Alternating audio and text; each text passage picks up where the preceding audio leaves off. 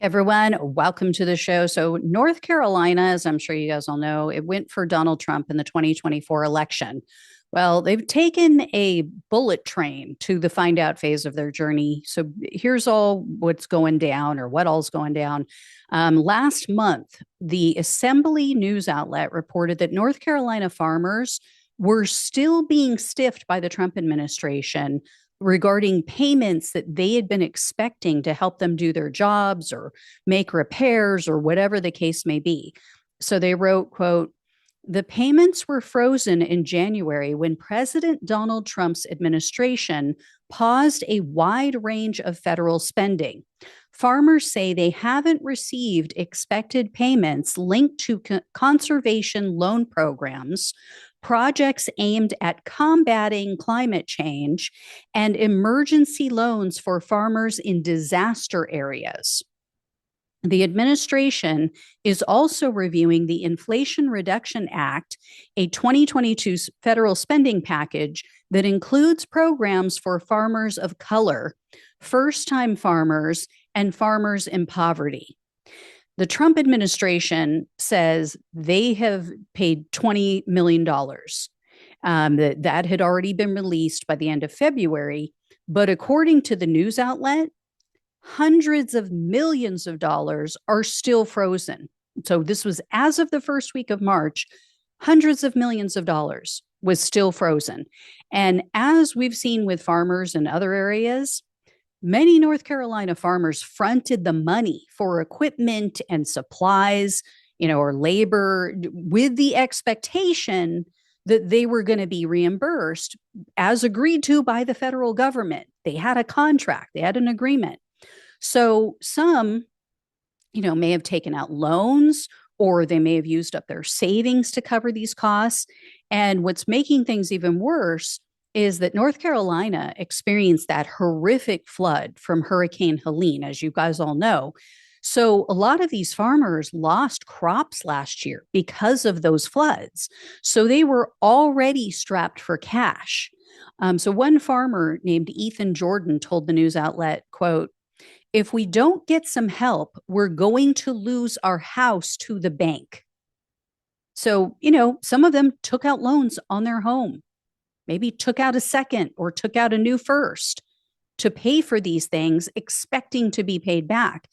And then another North Carolina farmer, a man named Stephen Smith, he thinks everything's going to work out just fine. He's, apparently one of these Kool-Aid drinkers. So Smith voted for Trump in the last two elections. And he said, quote, it was like this last time he was in office. It started off rough and chaotic, but in the long term, farmers benefited from his policies. That's what I expect to happen this time. Yeah. I don't think this guy understands how things are so different this time. Last time we didn't have Elon Musk dismantling the government. The last time the US Department of Agriculture was fully staffed. And as I've mentioned before, there were people in the government who knew what they were doing. And there were people to stop his worst impulses. So, yeah, I think Mr. Smith is in for a rude awakening.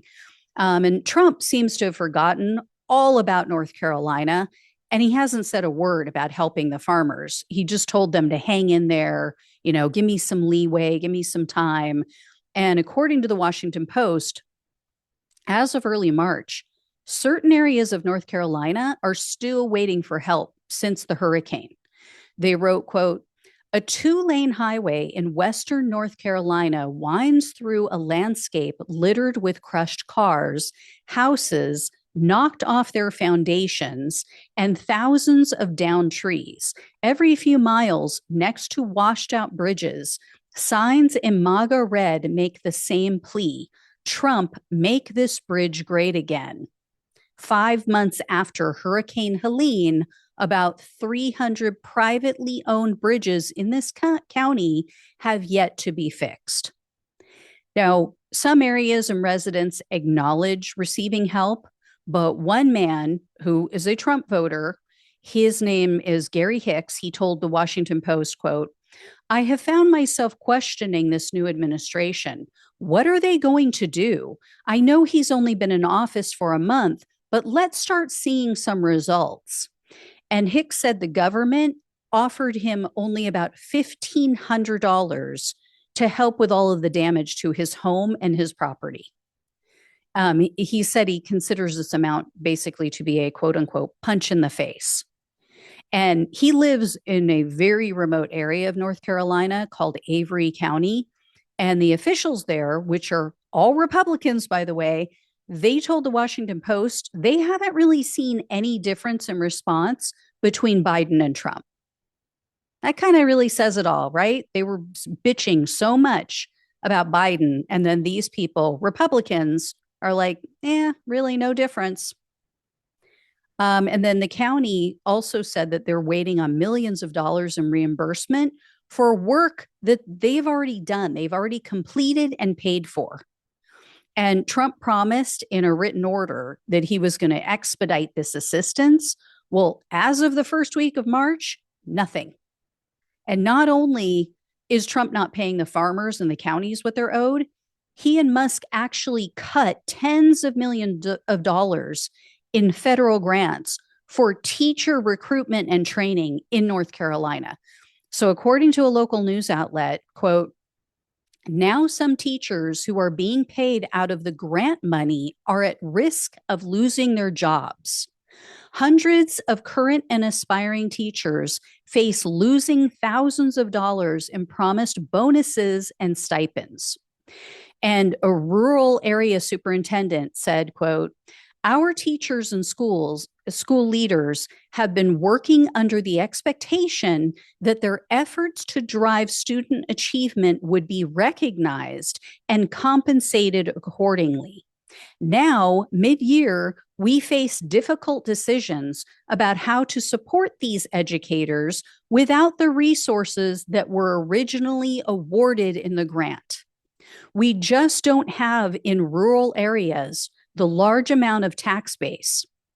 There's less that rural communities can contribute locally. That's why rural areas rely on federal funding. So these grants were used to attract more quality teachers to work in low-income schools, considered to be Title I schools. So the loss of this funding will mean that the kids in poor areas are now at risk of falling behind and not receiving the same education as the kids in the more affluent areas.